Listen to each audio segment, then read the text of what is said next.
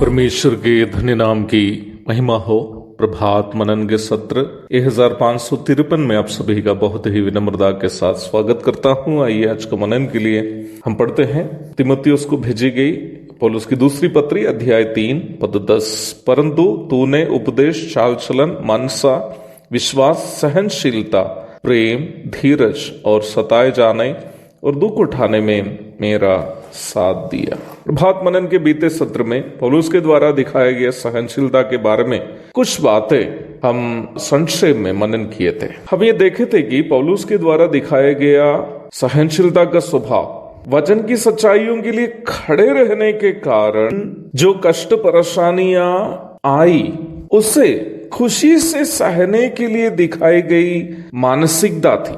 वो कभी भी कष्ट और परेशानियों से जो वचन की सेवा करने के कारण उनके जीवन में आई बचने की कोशिश कभी नहीं की। मैं उसके लिए 2 उदाहरण परमेश्वर के वचन से ही आपको दिखाना चाहता हूं। प्रेरितों के काम 16वां अध्याय में पौलुस और सीलास को फिलिप्पी में सेवा करने के दरमियान बेते खाते हुए और जेल की सजा काटते हुए हम देखते हैं। वास्तव में उस भाग पढ़ने से हम ये आसानी से समझ सकते हैं कि यदि पौलुस चाहता तो उन दोनों कष्टों से वो आराम से बच सकता था। 16वां अध्याय के 16वीं पद से लेकर हम जब पढ़ते हैं तो वहां एक भावी कहने वाली स्त्री के बारे में हम देखते हैं जो ऊंची आवाज से ये बोल रही थी कि पौलुस और सीलास परम प्रधान परमेश्वर के दास हैं जो उद्धार के मार्ग की कथा सुनाते हैं। वो महिला किसी भी प्रकार की बुरी बात पौलुस और सीलास के बारे में नहीं बोल रही थी। मुझे लगता है कि वर्तमान काल में वो महिला किसी प्रचारकों के बारे में ऐसे बोलती है तो उसको जल्द गॉस्पेल टीम के जिसके प्रचारकगण भी सदस्य बना देते हैं। आपको मालूम हो कि भावी कहने वाली एक महिला के रूप में काफी लोग उस समाज में उसको मानती होगी। ऐसे में वो प्रचारकों के बारे में ये कहती हो कि पौलुस और सीलास परम प्रधान परमेश्वर के दास है और उद्धार की कथा सुनाने आए हैं, तो कितना अधिक पौलुस और सीलास को उस समाज में स्वीकार्यता मिलता, एक्सेप्टेंस मिलता। कितने जल्दी लोग उस शहर में यीशु मसीह को जान लेते।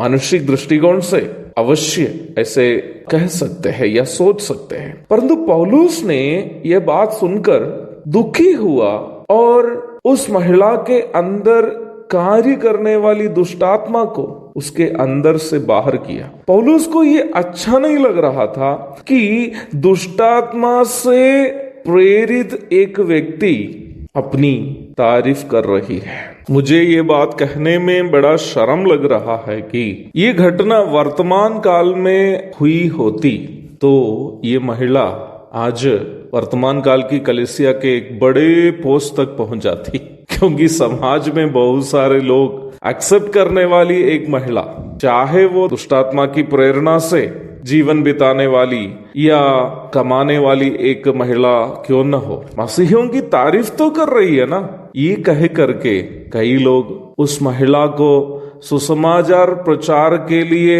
एक उत्तम माध्यम समझ करके उन्हें भी कलीसिया के सदस्य बना देते, नहीं तो कम से कम गॉस्पेल टीम का मेंबर तो जरूर बना देते। परंतु पौलुस को ये बात बिल्कुल अच्छा नहीं लग रहा था कि ये महिला जो दुष्टात्मा के प्रभाव में जीवन बिता रही है, अन्य समय में दुष्टात्मा के लिए काम कर रही है, उनके मुंह से एक तारीफ भी सुनना पौलुस को अच्छा नहीं लग रहा था। क्योंकि पौलुस के अंदर पवित्र आत्मा वास कर रहा है और उस महिला के अंदर में दुष्टात्मा वास कर रही है। दुष्टात्मा की तारीफ पवित्र आत्मा की प्रेरणा से जीवन बिताने वाला पौलुस को अच्छा नहीं लगा और पौलुस ने उस महिला के अंदर के दुष्टात्मा को डांट के निकाल दिया।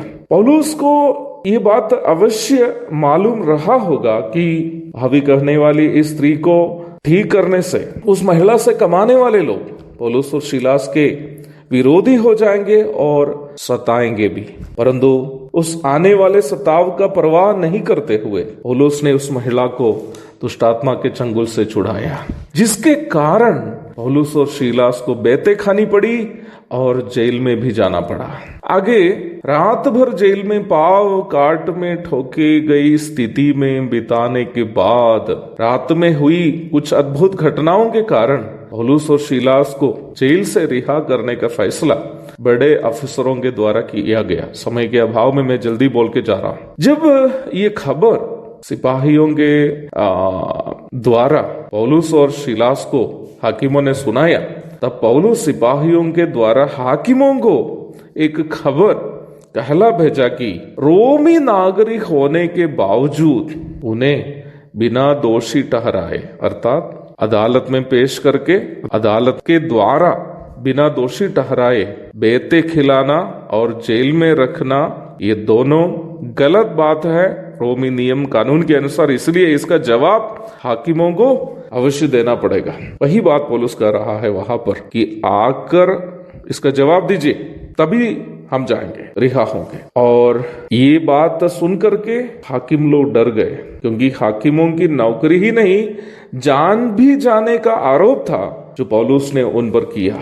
हाकिम अभी डर गए और पौलुस और सीलास के पांव पकड़ने लगे। जब इस भाग को मैं पढ़ रहा था, मेरे मन में एक प्रश्न उठा। बीते शाम जब पौलुस और सीलास को सिपाहियों के द्वारा पकड़े गए थे, काश पौलुस ये बात कहते कि वे रोमी नागरिक है, तो शायद पौलुस के ऊपर ये सब घटना नहीं घटती, उनके ऊपर बेते नहीं पड़ती, ना उनको जेल में रखते। परंतु पौलुस ने ये बात तब तक नहीं कही जब तक जेल में उनका मिशन पूरी नहीं हुई। पौलुस को ये बात मालूम था कि यदि परमेश्वर उनको जेल में डालना चाहता है तो उसके पीछे परमेश्वर का कोई उद्देश्य भी अवश्य होगा। काश पौलुस अपना रोमी नागरिकता का अधिकार का उपयोग करके जेल जाने से बचने की कोशिश करते, तो जेल के दरोगा और उनके परिवार के सदस्य प्रभु को नहीं जान पाते, उनका उद्धार नहीं होता। प्रेरित पौलुस के द्वारा दिखाई गई सहनशीलता मजबूरी में दुख सहने की सहनशीलता नहीं थी, बल्कि गलत को गलत और सही को सही बोलकर उससे होने वाले परिणाम को खुशी से झेलने की मानसिकता थी। हमारी भी सहनशीलता ऐसी हो, प्रभु उसके लिए हमें सहायता करे। आमीन।